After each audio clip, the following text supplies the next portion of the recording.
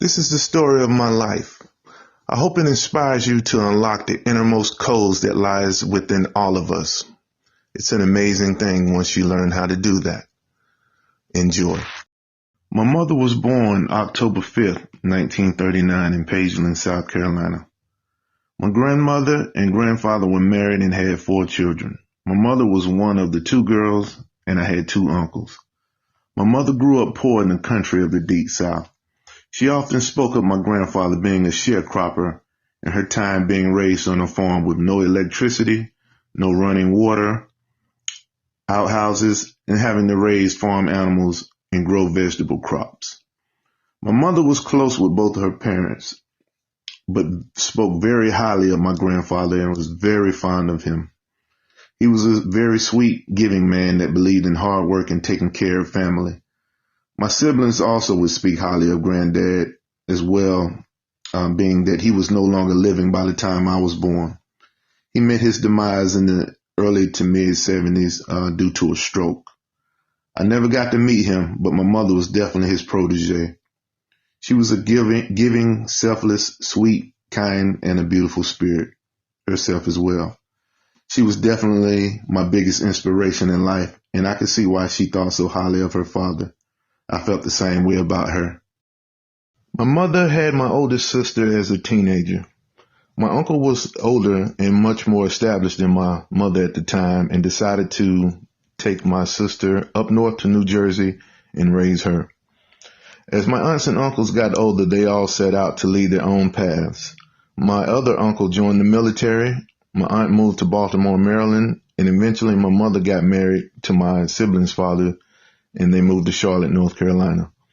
My mother and my sibling's father had 4 children together. My mother and siblings' father stayed married for years, and they raised my siblings on the north side of Charlotte until they were separated and divorced. My mother met my father in Charlotte after her relationship was well over with my sibling's father. My mother and father never married and had the final 2 of my mother's children, to include myself and my youngest sister and I, for a total of 7 children, 4 girls and 3 boys total. My siblings were teenagers at the time my mother met my father and became an item and spent some years in the home together with him over the years. Some of the ups and downs were shared in some stories. And although I was a little too young to remember at the time, my sister and I, they've been shared over the years. Basically, my father got in a little trouble towards the end of my mother and his relationship and did a prison stint. By the time he came home, basically the relationship was a demise. I don't have many fond memories of my father because he wasn't around much after the end of he and my mother's relationship. I remember them staying in touch a little after after their relationship, but for the sake of it all, I don't remember much of it. Over the years, I've went and seen him a few times and spoke with him, so we have been in touch over the years, but of course we were not very close and never really rekindled. And due to the lack of the correspondence, I can't really much speak on much of the recollection of my relationship with my father. I was born on a Thursday, September 1st, 1977. The last and the youngest sibling of 7. My mother worked often as a CNA, and sometimes she worked 2 and 3 different shifts at multiple companies to provide for all of us. She was a very dedicated and hard-working woman who would have done anything for her children. By the time I was a few years young, we moved to the north side of Charlotte. We moved from the north side of Charlotte to the west side of Charlotte. At those times, my mother didn't make much, but always found a way to provide for us. I can never remember a time being without lights, food, or water. At those times, there was a lot of economic hardships and systematic issues for blacks in those years. And although we didn't have much, I remember growing up spoiled compared to my other friends in the neighborhood, and was still able to enjoy birthdays, Christmas, and just being fortunate enough to have things that my friends couldn't afford to have. It taught me to be humble, share, and be grateful, and that things could be a lot worse. I went to Sharon Elementary School. I had great teachers and had few friends at the time. I was a bit shy and self-conscious of my weight at that time. I was kind of a short, chubby fella, but I had a zest for life that would blossom over the years. I was pretty close with a few friends over the years growing up on the west side. I managed to stay on the straight and narrow, and I made it through unscathed. My older siblings watched over me while my mother was working, and they protected me from some pretty harsh conditions growing up. There was a lot of drug dealing, violence, and killing in the streets. Fortunately, I learned lessons from watching others and didn't take those routes. I was fortunate enough to know some good friends that also watched over me as well. And in a sense, they saw that I really wasn't the type to be in a lot of negative light. And they wouldn't necessarily include me into the bad deeds when it was time for it. I looked up to them, and I'll admit, I did a few things my mother wouldn't have been happy about, but quickly learned that it wasn't my path. Unfortunately, a close friend of mine made some bad decisions that cost him his freedom. To this day, he's still incarcerated, and from time to time, we keep in touch. I learned a lot from his mistakes, and I've seen a lot through his life in incarceration. It kept me humble, and kept me on the straight and narrow as well. By this time, I was becoming of age and beginning to set foot as a young man. My siblings were older and, of course, all grown and gone by this time. I was the last at home with my youngest sister. My oldest brother, whom I look up to a lot and is a big influence in my life, left for the military. My older sisters set out for marriage and began their own relationships. My other older brother at the time became incarcerated due to his decisions in the street life, but was also influential in helping watch over me in my time over on the west side of Charlotte. So by this time, I was beginning to start out on my own. It wasn't easy. I persevered, though, and stuck to what I knew, and stayed into the books and utilized my education and started slowly charting my own course to becoming a solid young man. We stayed on the west side from my kindergarten years to my 10th grade years. I went from Sharon Elementary School to Alexander Graham Junior High to Myers Park High School. It marked the transition of me becoming a boy to a teenager, and it was some great years in memory. Met my first true girlfriend at Alexander Graham Junior High, and from there I built up a bit of confidence. It was bittersweet because towards the end of my 10th grade year, we made that transition from the west side to the south side, but it was a much needed change that I was definitely ready for. My mother worked hard to get us off the west side, and although I would miss it, I had a lot of respect for the people on the west side that taught me the ins and outs and the goods and the bads of the hood. I was excited for change, yet I was a little scared, but I knew the transition was going to be a good one for me deep down. My mother was able to get into a housing program that allowed her to purchase a home. In the interim of that process, we moved to the south side temporarily. Yet again, I was able to meet some nice new friends over on the south side, and the process kind of began again for me to begin my tenure on the south side. I even had the luxury of meeting a young lady that I had the pleasure of dating shortly, that I actually went on to become a singer in the entertainment world. My time on the south side was short, yet a much needed change from the hustle and bustle of the west side streets. It was much more laid back at the time. It had a little bit of noise and distraction in a couple hoods. No city is safe from that, but nothing like what I knew on the west side. It was a change of gears that I needed, and it set the stage of me becoming a young man. I was a laid-back teen, drama-free, cool kid, and was slowly beginning to come out of my shell. We moved to Hidden Valley summer of '94. I was 16 years old. It was a new, exciting time for me. I had worked a couple of summers by that time, from the age of 14, with summer programs through summer camps that my mother put us in to stay out of trouble. I saved up enough money to buy my first car, a 1981 Buick Regal.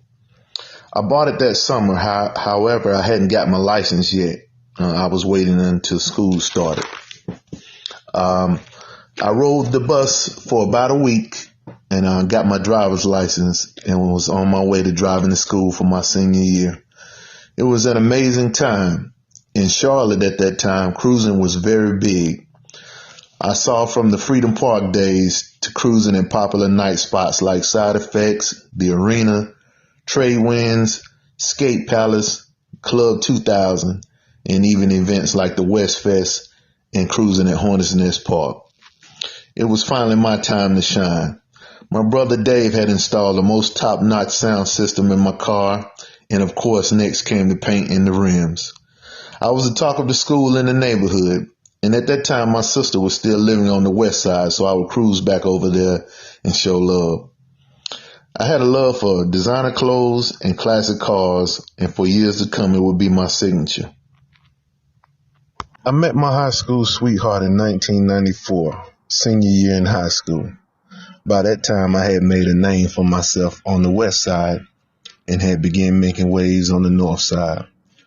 I was brand new at Independence High School, tall, slender, yet broad build, in which I had shedded all the chubbiness from my younger years by that time and became a fairly attractive young man. I had a big afro, which my sister Gwen used to braid for me to keep it growing for me and to keep it neat.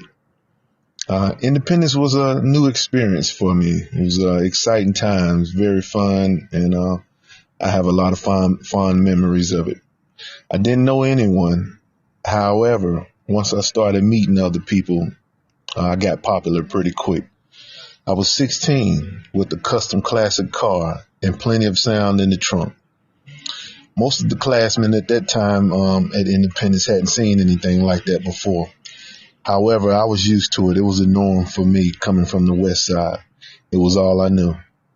I got a lot of props and instantly became popular and gained status as part of the in crowd. My high school sweetheart and I took the school by storm, had some unforgettable times, and definitely made history. Soon we were the talk of the school. My high school sweetheart and I wound up dating a few more years through college. We didn't make it ultimately, but we remained friends and kept in touch from time to time over the years. I met my oldest daughter's mother after her. I was well into college, and her and I dated a few years before her and I had my oldest daughter together. I always wanted a daughter first and was very excited. It was some scary times, yet exciting to be a fairly young father, a new father, and also to be graduating college as well.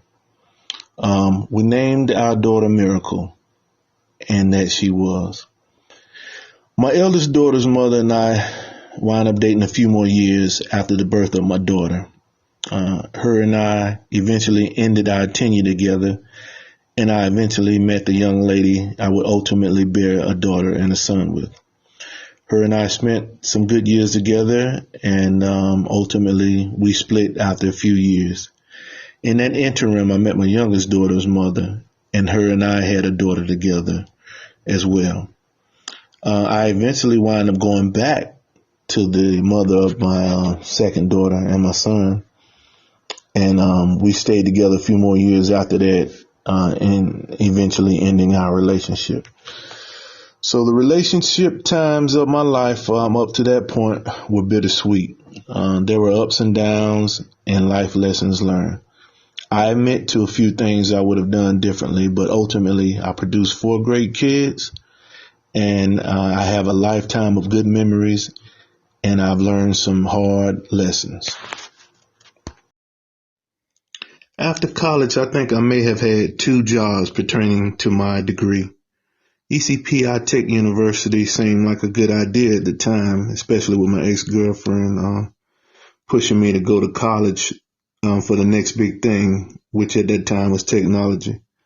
Although I'm proud of my accomplishment, honestly, I thought it was a waste of time. And it just led to more debt and a waste of money, if you ask me. But on a lighter note, this was a period of time in my life where I really had a chance to travel and see the world. I was single and living a life. I had worked a number of jobs over the years, allowing me to hone in on my many skills I had learned and take advantage of the opportunities I was given. I had always prided myself on being a chameleon and being able to adapt to any environment. I was young and just ready to celebrate my accomplishments up to that point. I was able to get some international travel in after I got my passport. I was able to fly overseas and live in Australia for a period of time as well. What a time in life to get on a plane, fly across the country, get off in LA and stay and party for a while, then embark on a 15-hour flight to Australia. Australia was different yet fun. I mostly flew to a couple different cities and basically partied and had a good time over there. After my stint in Australia, I flew back to the States and spent some time in Texas. During my time in Texas, I was also able to go across the border and go over to Mexico and, of course, party and spend some time there. In the interim, I spent some stints in Atlanta, Florida, and finally came back home to Charlotte. While living in Florida, I was also able to take a trip to the Caribbean and go spend some time in the Bahamas. These were some wilder times in life, yet some great memories. I had became a man and I was ready to test the waters, and boy, I did. Between 2001 and 2007, there was definitely some good times and some bad times, ups and downs, but definitely some memorable times. After my daughter was born, my oldest daughter, I had created a few different jobs for myself. I wanted to try my hand at being an entrepreneur. I had a cleaning service. I even had a small record label and even got the opportunities to produce some great local talent and even go to some record summits between New York and Atlanta and get seen by a few different labels. Even one time we even got the opportunity to go to New York and spend some time up there and got to meet with Merlin Bob, which was the VP A&R of Electra Entertainment at the time.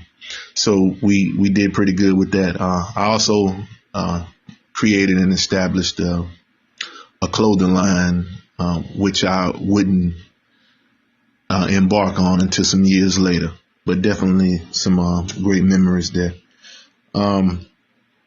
By this time in life, I had experienced the beginnings of manhood, so I had even did everything from trying pot to even trying to sell it. And even being shot at it eventually, and definitely realized that lifestyle wasn't for me. You find out in life there's a lot of jealous people, and people don't like to see you coming up, and unfortunately, that's just the way of the world. Tragic times happened in 2007. I lost my older sister due to cancer. Her and I were very close, and it was definitely some troubling and trying times for me. But ultimately, life goes on, and you gather strength and you keep moving forward. And ultimately, that's where I kind of just wanted to take a break by the time 2009, 2010ish came, and took a break and embarked on a journey across the states and out of the country to live a little life. Definitely from 99 to 2007-ish brought some great times. And of course, as mentioned earlier, some downtimes. In 2003, I was fortunate to have 2 more baby daughters. And in 2005, I was finally fortunate enough to have a son out of all my children. So definitely some great times. I had a good friend at that time, and we partied from the Carolinas all the way up to New York and back and forth, and we did that for years. So definitely some great times. Absolutely all the way up until 07 after losing my sister. So definitely some memorable times in there, memorable people, and it was some challenging times, but good times.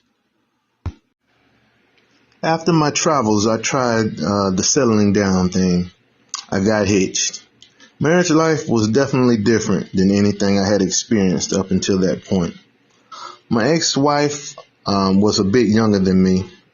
She was kind of still in party mode, hang out and do as I please mode. And at the same time, I had kind of settled down and opted more for the laid back, quiet, settled type life that I wanted to try within a marriage. So for the most part, I wanted to try my hand at being a settled man. But of course, it didn't work out that way for me, unfortunately. My ex-wife and I got into a good bit of marital spats. We disagreed on a lot of things.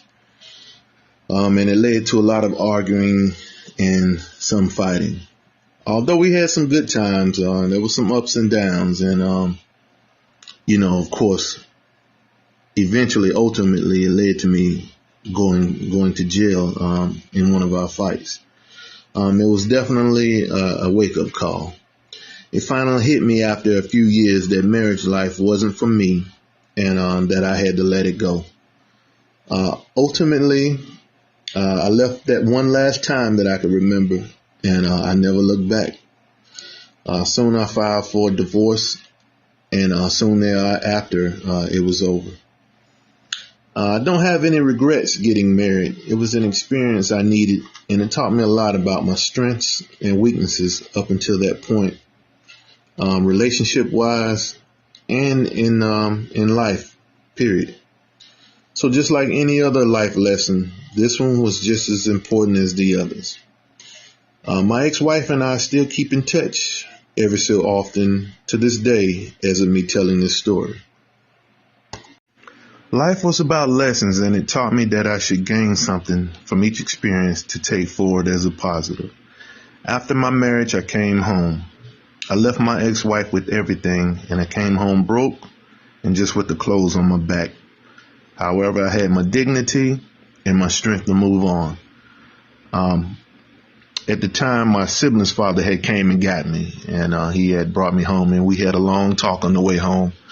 And basically, it boiled down to being happy, and if the relationship wasn't worth it, then it's okay to leave. And I took that to heart, and I never looked back. And unfortunately, shortly after that, he passed away. So I took that as a good sign. I had a job at the time coming home, and I had my mother. So moving back home was a bit of a challenge because I had been on my own and independent for so long. I was so used to having my own. So it was an adjustment. And my mother had always told me that I'd always have my room in her house as long as she lived. So I definitely took advantage of that. Those were some great years, however, back home. I spent a lot of time with my mother, and mainly, yet again, it was just her and I. For a brief stint, my nephew came to live with us after my sister passed away, his mother. And after one of my older brother's marriages ended, he also came back home as well. I had always came back and forth home to visit over the years, often, but never really stayed permanently. So it was great to be back with her on a permanent basis at that time and spending those quality years together with her which I hadn't really did since high school. I had been on the move after graduation, so it was good to be home, spending time with my favorite person. I wound up dating a young lady from my past. Funny how we never really spoke with each other. And her grandmother stayed right beside my sister. And as kids, we never really spoke with each other. But maybe that made us close by the time we dated years later, because we were kind of familiar with each other. Her and I stayed together for a few years, and ultimately, due to some of her family disruptions, I saw it best to leave. I tried seeing another young lady for a short spell after that, but it didn't work. And by this time, I think I was just over the whole relationship thing. I set my mark on being single, and from that point on, I had lady friends of all sorts, but nothing serious. I was just burnt out from previous relationships. On a lighter note, my oldest daughter had graduated high school at this time, so that was great. And my other kids were coming along just fine as well. Also, by this time, my oldest brother had moved back in, along with another one of my sisters, back in my mother's place. So coming home, it was a full house. Again, kind of reminded me of being young again with siblings in the house. So everything was all good up until that point. Overall, on a light note, life was good until my oldest brother broke the news that my mother was taken ill. I'll never forget those dark times that lied ahead after that event. My mother fell ill to cancer in 2018. It was a second bout that she fought and won years ago previously. She was strong and definitely a fighter, and up until this point, nothing ever held her down. She gave it everything she had, but at almost 80 years old, she was tired and had fulfilled a long life that she was happy of and proud, regardless of the ups and downs. The most important person in my life died August 10th, 2019. It was the darkest times I have ever been through in my life up until that point.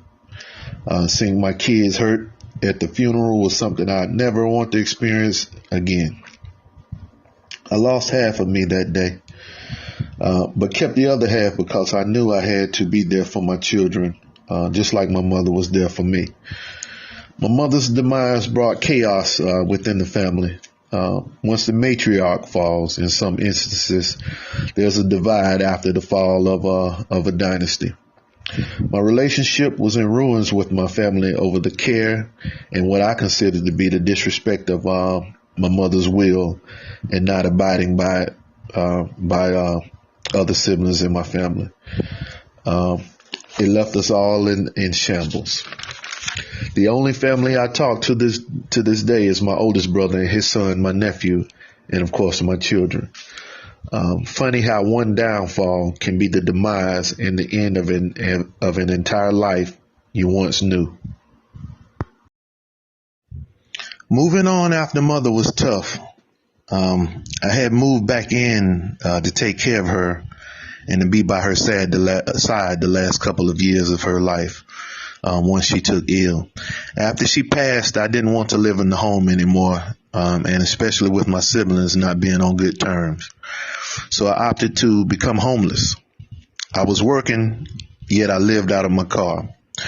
I slept and cleaned up at the rest stop at night or whatever bathroom I could find at whatever restaurant was open at that time, which actually started becoming harder because at the time COVID-19 had hit and everything had started closing up.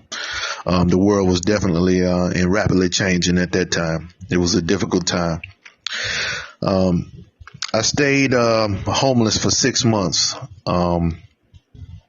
after luckily being able to save up to get a place.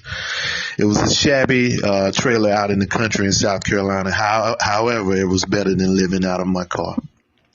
By this time, I had become a loner. I had cut everyone off and focused on me and rebuilding and taking back my life. Of course, except for my children and my oldest brother and my nephew. At times like this, you really realize who's really there for you and ultimately see that you have to defend for yourself and you have to have your own back. One day mom and pop may not be there if you're fortunate enough to have, so no one is going to do it for you, especially when it's crunch time. I don't regret being homeless.